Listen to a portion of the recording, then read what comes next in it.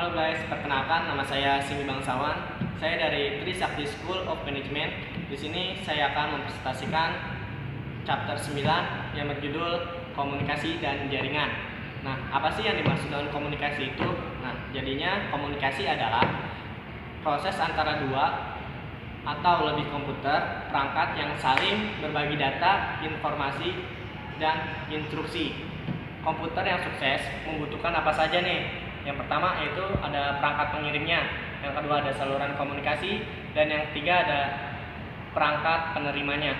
Penggunaan dari komunikasi komputer dapat berupa apa saja? Yang pertama berupa blog, kita dapat menggunakan blog kan, terus bisa menggunakan rooms, chat rooms, email, fax, terus wireless messaging service, text messaging atau pesan teks ya kan, terus wireless instant messaging, group call, voicemail ya kan, collaboration sama web service. Nah, kita juga dapat menggunakan GPS tentu saja. GPS ini fungsinya untuk mengetahui arah dan tujuan kita. Nah, lalu selanjutnya ada jaringan. Jaringan adalah kumpulan komputer dan perangkatnya yang terhubung bersama melalui perangkat komunikasi dan media transmisi. Adapun fungsi dari jaringan, yaitu yang pertama ada memfasilitasi komunikasi ya kan. Yang kedua berbagi hardware, yang ketiga berbagi data dan informasi, dan yang keempat ada berbagi software dan pengiriman data. Nah, yang selanjutnya ada jaringan berdasarkan luas cakupannya ya kan. Yang pertama itu ada LAN, yang kedua ada MAN, yang ketiga ada WAN. Nah, apa sih LAN itu? Nah, LAN ini dia hanya pada area terbatas saja. Nah, sedangkan MAN dia pada area metropolitan seperti kota-kota antara kota satu dan kota yang lainnya.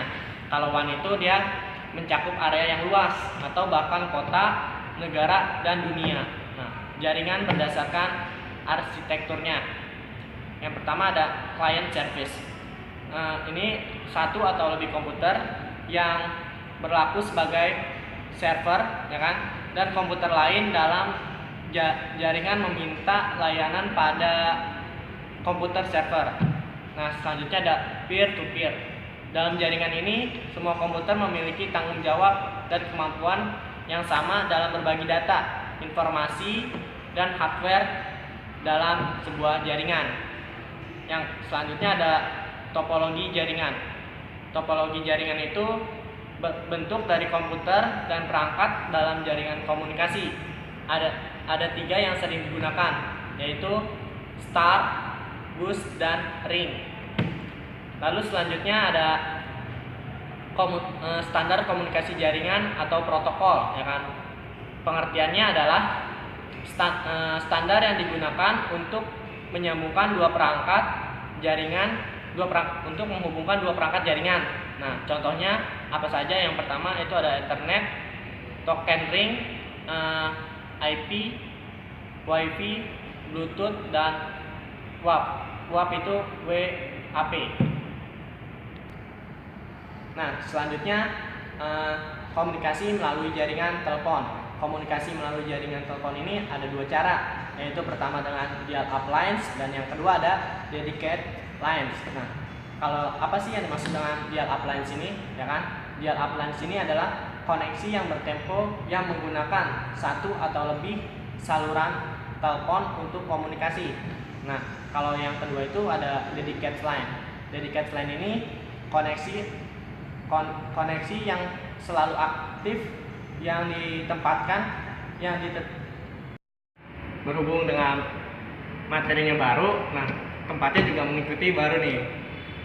Selanjutnya adalah ini materinya komunikasi melalui jaringan telepon. Melalui komunikasi melalui jaringan telepon ini ada dua cara. Yang pertama dengan dial-up lines dan yang kedua ada dedicated line. Nah, apa sih yang dimaksud dengan dial-up lines itu? Nah, dial-up lines adalah koneksi yang bertempo yang menggunakan satu atau lebih saluran telepon untuk komunikasi. Yang kedua adalah dedicated line, yaitu koneksi yang selalu aktif yang ditetapkan dua perangkat komunikasi. Contohnya ISON lines, DSL, FTTP, dan ATM. Selanjutnya itu ada perangkat komunikasi. Apa sih yang dimaksud dengan perangkat komunikasi? Perangkat komunikasi adalah segala jenis perangkat yang dapat mentransfer data, instruksi, dan informasi antara pengirim dan penerima.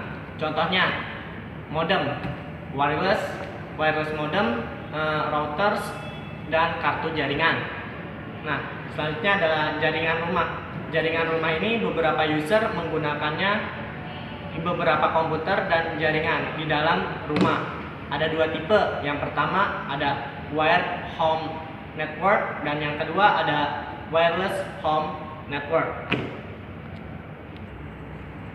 Nah, materi selanjutnya itu ada channel atau yang disebut dengan komunikasi. Adalah media transmisi untuk data, instruksi, dan informasi melalui sistem komunikasi. Selanjutnya ada physical transmission media, yaitu berbentuk fisik, contohnya twisted atau pair cable, ada kabel coaxial atau sama kabel fiber optik. Nah, selanjutnya itu ada wireless transmission media. Nah, selanjutnya itu ada channel atau komunikasi. Apa sih channel atau komunikasi itu, ya kan? Yaitu media transmisi untuk data, instruksi, dan informasi melalui sistem komunikasi. Nah, itu ada physical transmission media berbentuk fisik. Contohnya ada twist pair cable, kabel coaxial, atau terus ada lagi kabel fiber optik. Terus ada selanjutnya wireless transmission media, meliputi infrared broadcast radio, radio seluler, dan microwave